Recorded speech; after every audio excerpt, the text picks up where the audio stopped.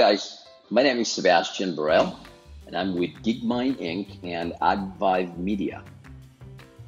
I've been in the industry since 2001 and started servicing the adult industry.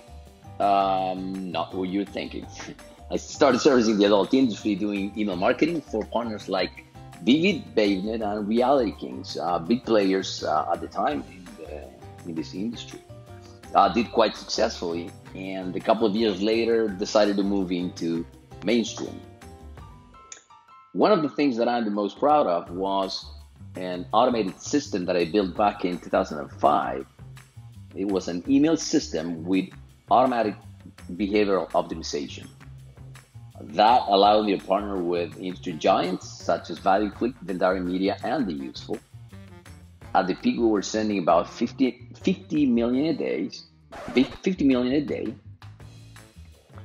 And one of the cool things this system had was that it had its own inboxing feedback engine, which allowed me to make sure that I was inboxing at the highest percent that I could have. This tool was also event driven, which nowadays is called or known as dripping.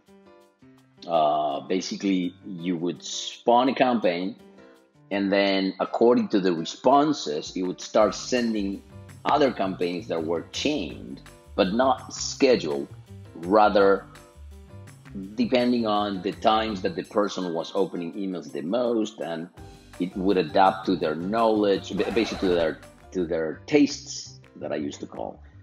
It would just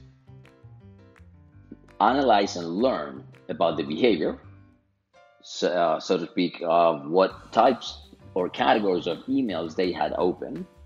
And then based on that, it would choose the next campaign to send them and when to send it. Another very, very nice feature that this had, and which allowed us to scale to the moon, was that I had the hardware centralized and decentralized networks. That means that I didn't have to set up, the system was comprised of about 40 servers in different clusters and auto configuration setups. But I didn't need to put this setup on every network that I was buying. Rather, I had this setup downtown LA in Wilshire 1 Wilshire. And then every network provider or VPS provider that I was buying networks off of, I was just routing them through the main system. Another thing that I had the chance to do was design and develop a flight search engine platform, which to the day, it's serving to over 700,000 airline employees throughout the world. All right, so let's talk about the purpose. What is the purpose of this presentation? Okay. Given that there's a limited time and how extensive this topic is, my expectation today would be to bring you awareness of the things that are in the market that you could be using or start using or start looking into to optimize your sites, your landers, your setups, your offers, you name it. Who is this intended to? The presentation is aimed for publishers as well as advertisers. Basically, not necessarily technical people. Okay, it's not going to be technical in depth, rather a description of technology, trends, and their benefits for you to apply. All right, let's geek out, shall we? All right, establishing the facts. This is a case study that I did on a project that I was brought into. The name of the site is dlaguna.com. And at the time, it was an AWS single server with Magenta 2.0, and it was a store with about 1,000 plus products. Okay? So, the situation. The add to cart conversion rate was below par. It was around 8%, and the owner had basically established that it should be much, much higher for it to be profitable. His organic ACO ranking was very, very, very, very hard to climb. And Google Merchant, which was the traffic source that he was using at the time, was not profitable. So I did some analysis and determined that the business model and the research was sound. It made total sense. And it was underperforming compared to the research done. The merchant CTR was Google Merchant CTR was very good, yet it wasn't profitable. The average page loading time was too high, 19 seconds in average. And of course, as is, the business was not sustainable. The only thing that we could potentially blame at this point was the page loading times. So we came up with an hypothesis. Improving the user experience, therefore the page loading times, leads to better conversion rates. Everyone should know this, right? But the way that I am, I just needed to do the test myself. All right, so what did I end up doing? Fixes. I've optimized the web server for concurrent connections and queuing. Normally, the web servers don't have these properly configured right out of the box. I've optimized the database server. It had a limited amount of connections, and it was basically going over that limit and putting them on a queue, which was causing the connections to delay the execution.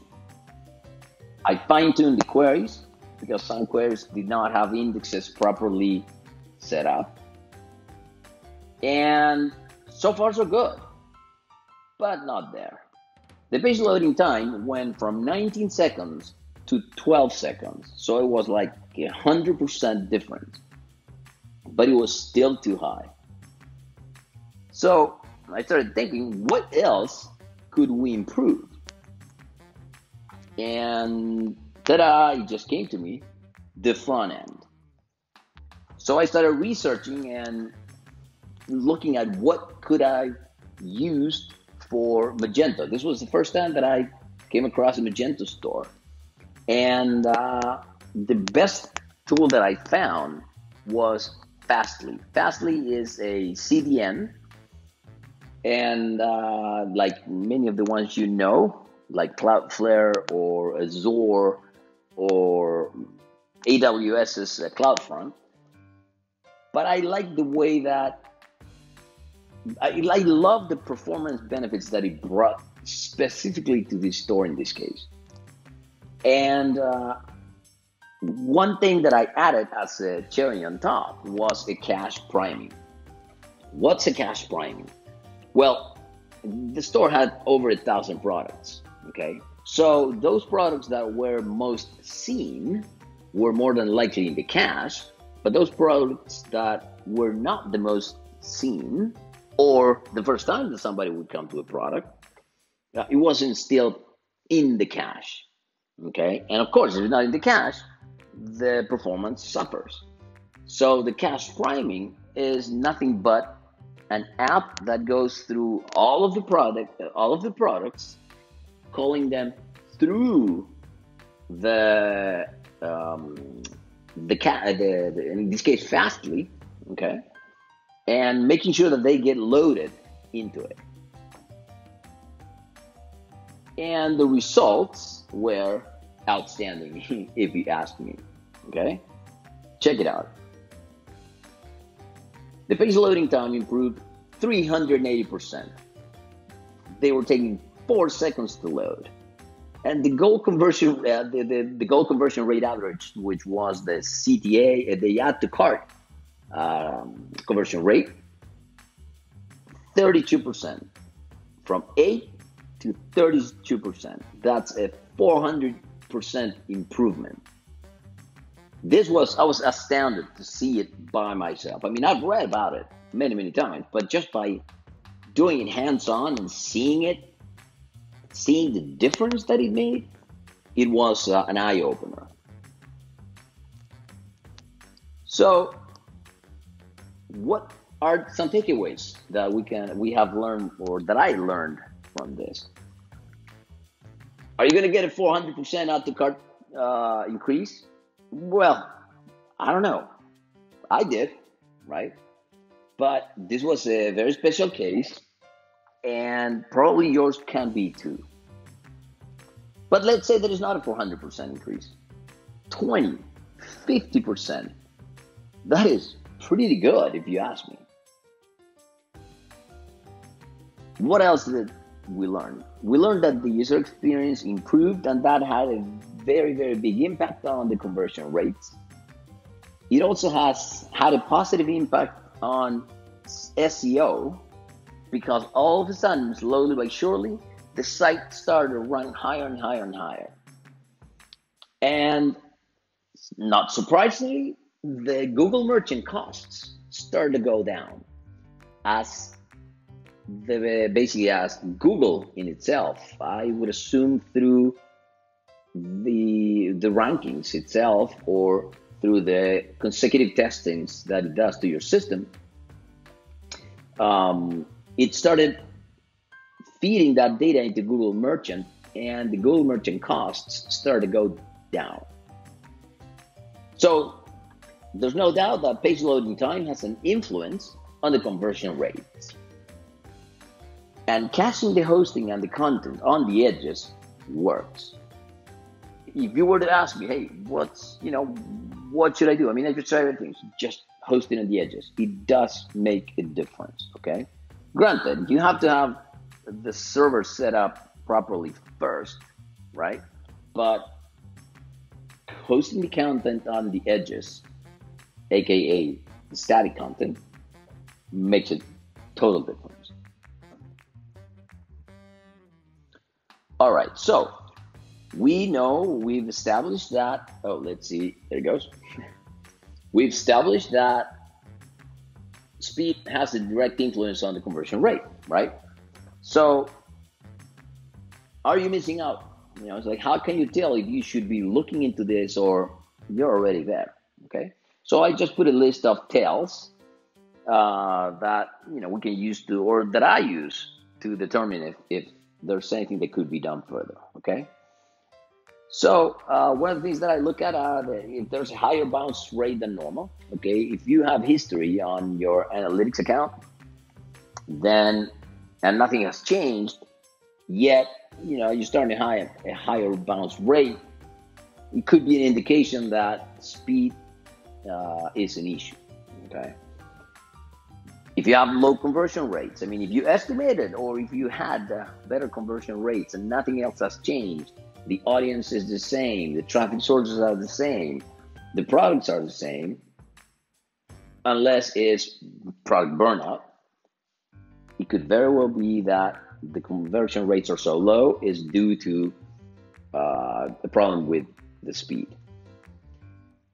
It's something that I look at, basically that I use the most is the difference between clicks and page views. I run my own media, so whenever I have a big gap between the number of clicks shown on the traffic source and the number of page views in my tracker or in analytics, that's something to draw attention to, because especially if you're running mobile traffic, 9 out of 10 times it's due to speed. Customer feedback. I always pay attention to, if there's customer feedback telling me that, hey, the site is very slow or whatnot, I just don't underestimate it, because if they let you know something, it's because they're interested in you changing it. And high load on servers, okay? What is high load on servers? Well, we always look at the surface of things. In a sense, you can see as far as the interface, as far as the website, okay? But you don't know what's happening underneath. very well be that the server that excuse me, server that you had set up when you started, you've outgrown it and you haven't realized. So that could be a cause of the UX suffering. And last but not least, publish your complaints about click loss. It's the same than the difference between clicks and page views, but from an external source. Now, what to do if you find that, hey, there's some improvements that can be made, okay? Well, whenever you're gonna optimize, you have to start from the bottom up. You have to start on the back end, okay? You have to start on the server, on the web server, on the MySQL server, database server, and then start moving up in layers until you get to the user interface. Shopify, Magento, BigCommerce, WooCommerce, custom funnels, you name it. Each platform has a different approach to get the maximum speed possible. So there's no silver bullet, and this is something that has to be done by your developer. There's no serviceable components, if you want to call it, other than letting your developer know that you need to work on this. If you don't have developers at hand or whatnot, the most common way to solve these problems is what we call throw hardware at the problem. Meaning you just go and if you had a 4-core CPU, make it 8-core CPU. If you had 16 gigs of RAM, make it 64 gigs of RAM. If you had a hard drive that was not SSD, make it SSD, okay? Those things will make an impact, but sometimes it requires further tuning, and then you have to involve your developer or some IT personnel. Now, if you've fixed the backend, or if you've determined that there's no much more you can do on your backend, then move on to the front end. Now, you probably heard of them or maybe using them too, okay? The way to fix the front end, and I'm sorry, but I'm talking about a 10,000 feet overview, okay? The way to fix the front end is making sure that first, all of your resources are minified, are compressed, the content is served compressed, there's no excess files being loaded for no purpose, your images are adjusted properly and whatnot. But all those things done and checked, the next thing up to do is just moving your content to a CDN. What are the CDNs? CDNs are content delivery networks. And what they do is they host your static content at the very edge of their network. They have servers throughout the globe, and that allows them to host your content very, very close to the end user. Okay. My choices: use Cloudflare for simplicity or Fastly for performance. Again, takeaways. As we demonstrated by the case study, speed plays a very important role on the user experience, consequently on the ROI.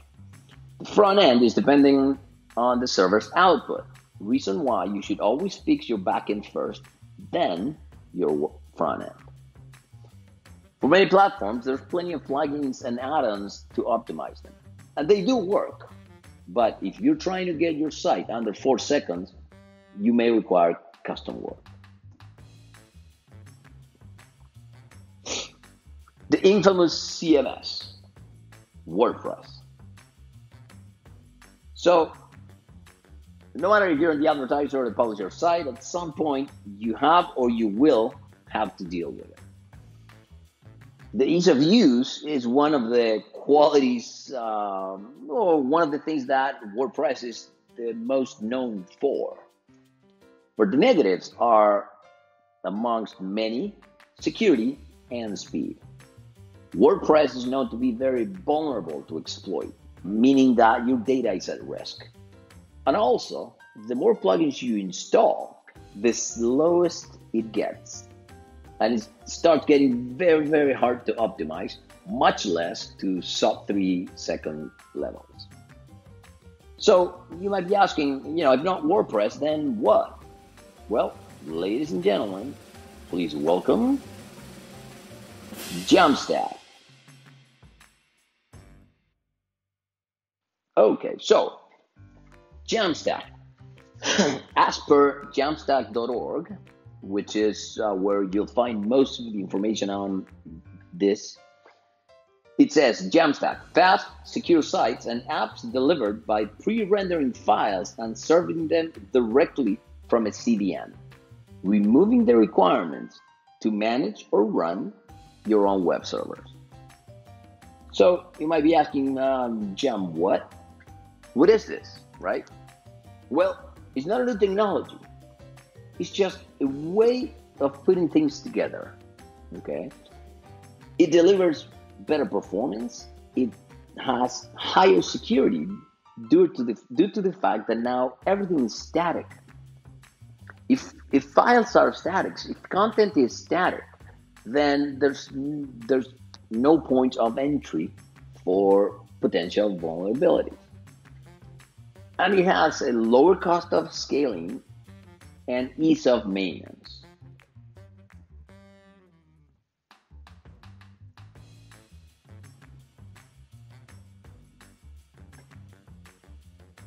All right, so yeah, okay, this is fun and all, but show me some examples, right?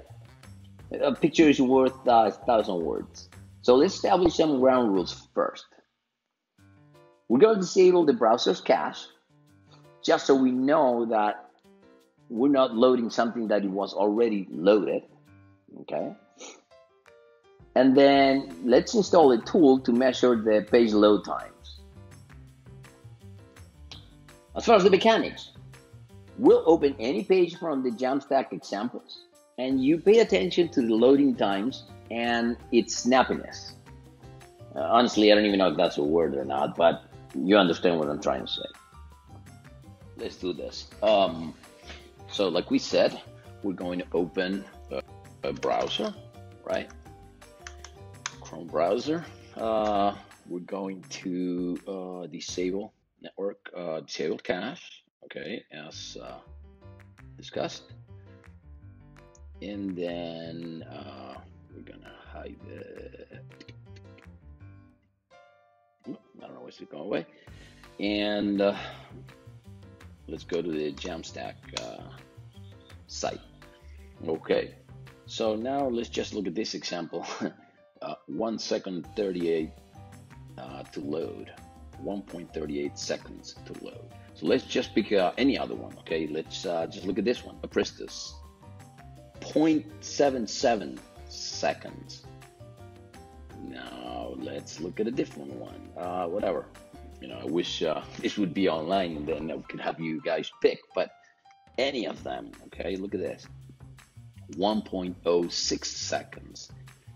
There's one store that I love. I just love how fast it is. This is it, Flamingo. Check this out. Okay, in this case, 2.32 seconds, but for some reason this was a little slow. Let's reload. Okay, there you go, 1.7 seconds. Okay, 1.7 seconds. Let's reload again just to see an average. 1.46, 1.5 secs. Okay, so let's shop. Look at how spiffy, how crispy the site is. Okay, remember the user experience always. Just adding to the bag. Okay, it's like, okay, I want to keep shopping. Let's look at a different one. Let's look at this one. Let's add it to the bag. Okay, wait. I still want to learn more. Whatever. Reviews, huh? How about reviews? Boom, there it goes. shop all products again. So, okay, I am just ready to go. Check out, enter the details. Well, if I were to fill it up, you would see it. But anyway, I think you get the gist, right? Look, 1.11 seconds. Yeah, so they're all like that. That's what we're trying to achieve. 0.79 seconds. I mean, there's nothing that I've seen that it is as fast as this architecture. I won't say this technology, but it's not a technology. Okay, if this new trend, which is Jamstack. All right, so let's go to the basics.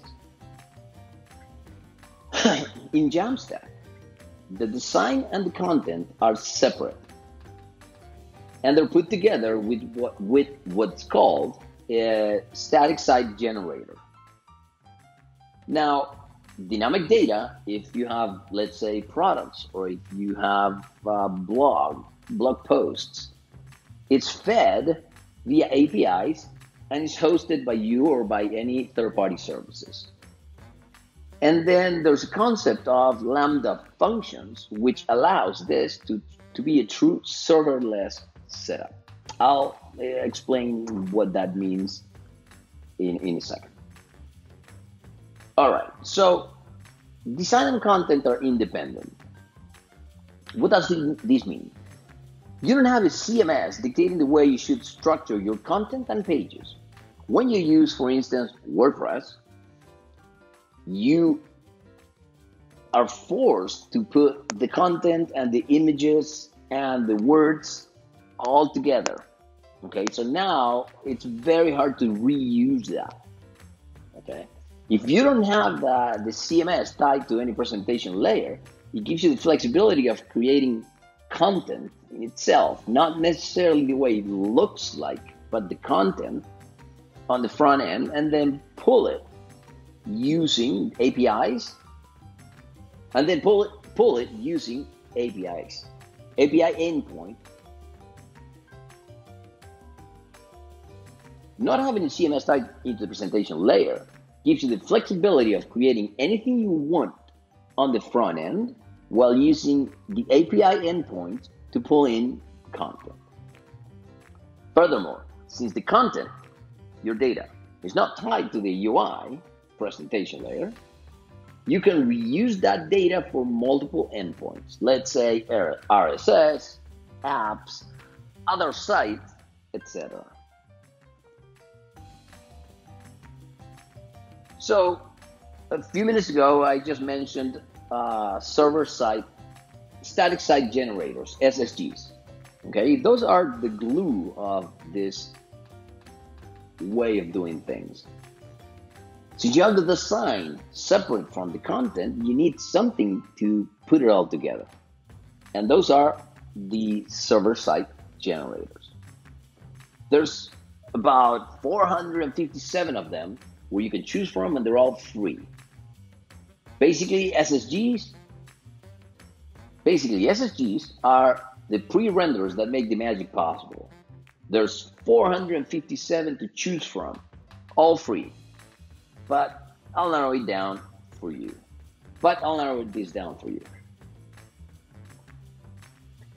Jekyll versus Hugo. There's plenty of SSGs, like I said before, about 457. But they're a matter of preference and the application case. My choices are Jekyll and Hugo. All right, Jekyll.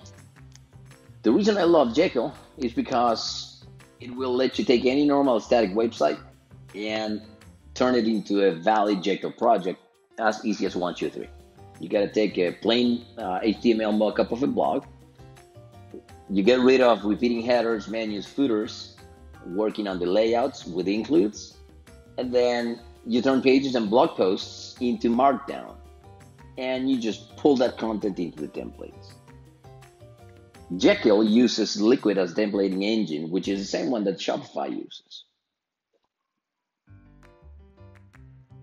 Hugo. Hugo is one of the newest contenders, actually not the newest, and it has one of the largest libraries of themes available. One of the things that I face, me not being a designer and literally not knowing anything about it, is that I like things to look pretty, and Hugo is one of the ones that allows me to do that. Also, when pre-rendering, it's the fastest one of all. Meaning, when you have a site with 1, 2, 3, 5, 10 pages, doesn't matter. But when you start having hundreds of pages, then it does make a difference, because before publishing your content, you need to pre-render it.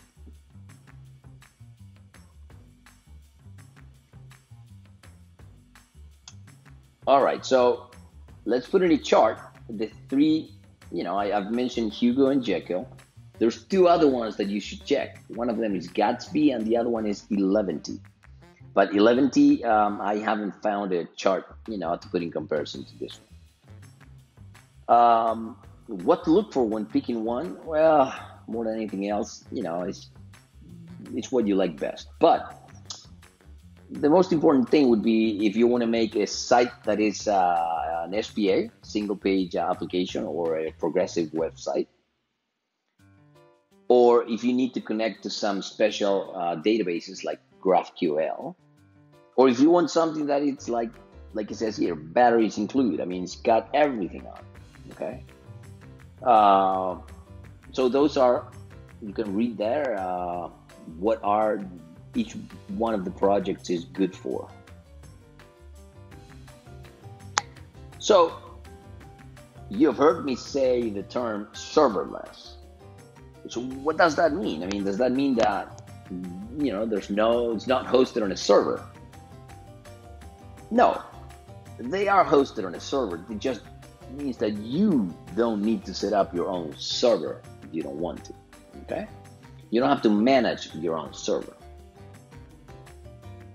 Now, Jamstack is dynamic, right? But what if you want to serve dynamic data? Well, there's plenty of services called headless CMSs, which will help you create and host your content and then serve it via APIs. You can also obtain your data from most of the well-known REST databases available as well. So, headless CMS. What's a headless CMS? Well, these are the tools that generate structured data, which in the end is your content, in an easier way, and then serve it via an API. Why are they called headless? Well, normally the front end is referred to as the head, and since Jamstack separates the front end from the content, that's what gives them the name of headless. Well, does this sound too daunting? I totally understand it, but it sounds complicated. But if you dive in, you'll notice that it's not. It's just a paradigm shift. It's a different way of doing things, of looking at things. Fortunately, there's companies like Netlify, which for starters will make things much, much more simple. Netlify is a CDN and a headless CMS all in one. And it allows you to work with many of the static site generators out there. So you should definitely check them out. Now, what can I use these for? Well, everything and anything, okay? Websites, if I can help it, I'm not gonna use WordPress anymore. Shopping carts, funnels, offer funnels, landers, A/B testing. Netlify has an A/B testing platform built in, and you can build your landers and test them without breaking sweat. Now, what are some advantages, you may ask? Well, the most obvious is speed, right? But there's also data security. Like we said before, applications like WordPress are very, very vulnerable. And anything that runs on an interpreted language, namely PHP, ASP, Perl, or whatever, it's prone to being vulnerable. Okay, when you're hosting static content, those vulnerabilities are not there because there's no way to interact with data in a sense. Also, one of the things that are often overlooked is that you can A/B test between the actual versions of the repository. What does this mean? Okay, well, developers not always use good practices, and they host their content instead of they hosting the code into repositories like GitHub, they FTP the content in. Okay, so today you're doing an A/B test, you're recording the data. Remember that you're at the beginning, you're buying data. Okay, so you're buying data, you're A/B testing, you just want to test, which version works better than the next. So you're storing all that, yet the content by 2 months from now, you will more than likely have changed. And there's no certain way to go back to that very same content. By using the actual versions of the repository, you can. And you can look at things like a timeline. So you can sync the actual content, the stats, and everything and relate it to a given point in time. So that gives you an overview of what Jamstack is, in a sense, all right? Now, one thing that I'm always asked is, to measure the speed, which one's better? Is it page speed or GTmetrix? And while they're both good, I prefer personally page speed. Why? Because they both use a completely different approach as to measuring speed. One of them goes by the sheer numbers of the DOM processing, and the other one goes by, the other one keeps into account what the user is seeing. And because I ultimately care about the user's perception of speed, not so much the sheer number, I go with page speed. In closing, we've demonstrated the importance of speed on conversion rates. So go ahead and optimize till it works. Okay, it's gonna be worth your money.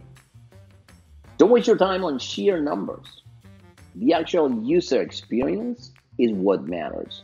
Meaning, it doesn't matter if it takes 10 seconds to load, but if the user got to the page and within 500 milliseconds, half a second, or a second, they've got what's called the first contentful image, then that's where you want to go. Ultimately, we're all impatient and we like to be entertained. So that's what you need. You need to give them something so they don't go away. Look at the Jamstack for your future projects. You will not be disappointed. Jamstack is fast, and fast is good for the users and SEO. Jamstack will also lower your total cost of ownership considerably, and it forces good practices. So anyway, that is pretty much it. Thank you very much for listening, and thank you very much for putting up with this type of boring technical topics. But this is what I bring to the table. I hope it helps, and I'm always there to support you if you guys need me. I can always be reached at sb@geekmind.io. And next, let's do some Q&A. I'm sure that many of you may have some questions. Let's do that.